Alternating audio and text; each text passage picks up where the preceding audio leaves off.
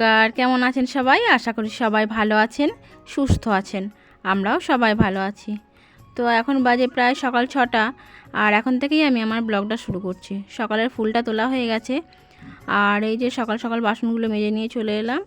বাসনগুলো মেজে একটু উঠোনটা ঝাঁট দিয়ে নেবো, ঘর দুয়ারটা একটু নিকিয়ে নেবো, আর উনুন পাটটা একটু ভালো করে নিকিয়ে নিতে হবে। তারপরে আবার স্নান টান করে আবার ঠাকুর ঘরে একবার যাব, কারণ ঠাকুর ঘরে এখনও নিকোনো বাসন মাজা আমার কিছুই কমপ্লিট হয়নি। তাই ঠাকুর ঘরের দিকে একটু তাড়াতাড়ি চলে যেতে হবে। দিয়ে আবার টিফিন আছে, মানে জল খাবার করব, একটু রান্নাবান্নাও আছে। আর ঝাঁটটা আমার প্রায় দেওয়া হয়ে গেছে।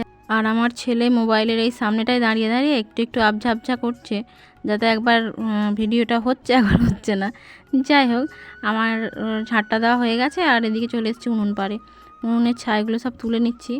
আর উনুনটা কালি হয়ে গেছিলো প্রচুর। কালি মানে রান্না করছি তো, কালকে রাত্রে আর ভালো করে নিকোইনি, এখন একটু নিকিয়ে নিই। বালতির মধ্যে মাটি ছিল, সেই মাটিতে ভালো হচ্ছে না, তাই আবার একটু পাশ থেকে মাটি নিয়ে ভালো করে উনুনটার মুখটা দিয়ে দিলাম। না হলে মাটিটা একটু ভালো করে না দিলে কালিটা ঠিকঠাক ওঠে না, আর বাজে দেখতে লাগে। তাই মাটিটা দিয়ে একটু নেপে নিয়ে দিন এতটা বুলিয়ে নিলাম, বেশ সুন্দর হয়ে গেল। যাই হোক, আমার রান্না বান্না করতেও ভালো লাগবে। রান্না মানে শুধু একটু ভাতটা হবে, আর গ্যাসের সব তরকারিপাতি করে নেবো। আমার উনুন পাড় নিকোনো হয়ে গেছে, বা স্নানটা করে নেবো। স্নান করে এসে ঠাকুর ঘরে চলে আসছি, ঠাকুরের বাসনগুলো মেজে নিলাম। আর এই যে ঠাকুর ঘরটা একটু নিকিয়ে নিচ্ছি, কারণ সকালবেলা নিকোনো বা বাসন মাজা আমার হয়নি ঠাকুর ঘরের। তো আমার ঠাকুর ঘরটা হয়ে গেছে, দিয়ে জামা কাপড়গুলো একটু মেলে দিচ্ছি, তারপরে আবার রান্না চাপাবো।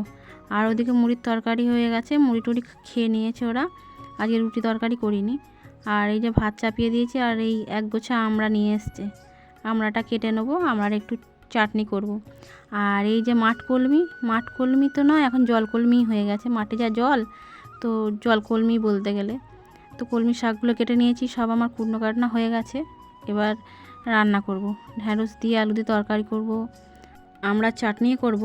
আর আমড়াটার ভিতরে আঁটি হয়ে গেছে, তাই একটু ভালো করে সেদ্ধ করে নিচ্ছি। সেদ্ধ হোক, ততক্ষণ আবার এদিকে তরকারিগুলো করে নিই। আর এই ঢ্যাঁড়সটা একটু ভেজে নেবো, ঢ্যাঁড়স আলু একটু ভেজে রেখে দেবো, রেখে দিয়ে পরে ওটা তরকারিটা করব। আর ওখানেই একটু উচ্ছে আলু আর ওই যে মাঠকলমি শাক একটু চচ্চড়ি করে নেবো।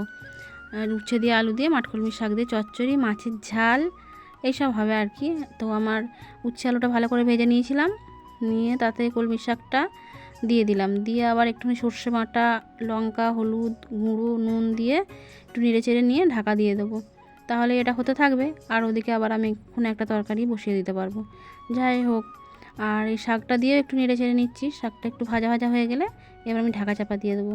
শাকটা আমার হয়ে গেছে, আর এদিকে মাছের ঝাল বসিয়ে দিয়েছি, আর এই যে ঢ্যাঁড়স আলুর তরকারিটা হয়ে গেছে, নামিয়ে দেবো। আর এই যে আমরাও আমার সেদ্ধ হয়ে গেছে। আর এখানে সর্ষে ছিল না বলে কালো জিরেই ফোড়ন দিয়েছিলাম। আর ফোড়নের মধ্যে আর সেদ্ধ করা আমড়াটা আমি দিয়ে দিলাম, দিয়ে একটু নাড়াচাড়া করছি তেলের মধ্যে।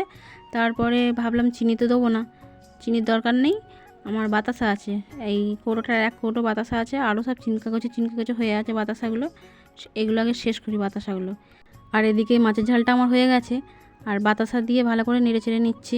অনেকগুলোই বাতাসা দিয়েছি, আমার প্রায় হয়েই গেছে। এই যে এরকম হয়েছে, আর একটুখানি নেড়ে নেবো, নিয়ে নামিয়ে দেবো। এই যে সুন্দর হয়েছে একদম। চাটনি তো চাটনির মতন হয়ে গেছে, চিনির দরকার নেই, বাতাসা দিয়েই হয়ে গেছে আমার। যাই হোক, এই যে লাস্ট, তো আমাদের খাওয়া দাওয়া হয়ে গেছে, রান্না বান্না করে খাওয়া দাওয়া হয়ে গেছে। খাওয়া দাওয়া করে একটু শুয়ে পড়েছিলাম, আর এখন উঠে এবার একটু মাথাটা আঁচড়ে নিচ্ছি। মাথা একবারে চুলটা বিচ্ছিরি হয়ে আছে, চুলটা একটু আঁচড়ে নিয়ে আবার বাসন আছে, বাসন কটা মেজে নেবো। তারপরে ছাগল ঘরে একটু গেছিলাম, ছাগল ঘরের মোবাইলটা নিয়ে যায়নি, তাই ভিডিও কিছু করতে পারিনি। আর আমার বাসনগুলো প্রায় মাজা হয়ে গেছে, নিয়ে এবার বাসনগুলো বাসনের জায়গায় রেখে দেবো। দিয়ে এখনও কাপড় কাচবো, সন্ধে দেবো, ঠাকুর ঘরে যাবো, এইসব কাজগুলো এখনও আছে। আর একটু ছাগলের ঘরেও গেছিলাম, কিন্তু বললাম মোবাইলটা নিয়ে যাইনি, তাই একটু কিছু ভিডিও তুলতে পারিনি। যাই হোক, আমি এসে কাপড় চোপড় কেচে তারপরে ঠাকুর ঘরে আমার সন্ধে দেওয়া হয়ে গেছে, ঘরের সন্ধে দেওয়া হয়ে গেছে। দিয়ে বললো একটু চা করো, চা খাচ্ছি। সবাই ভালো থাকবেন, সুস্থ থাকবেন।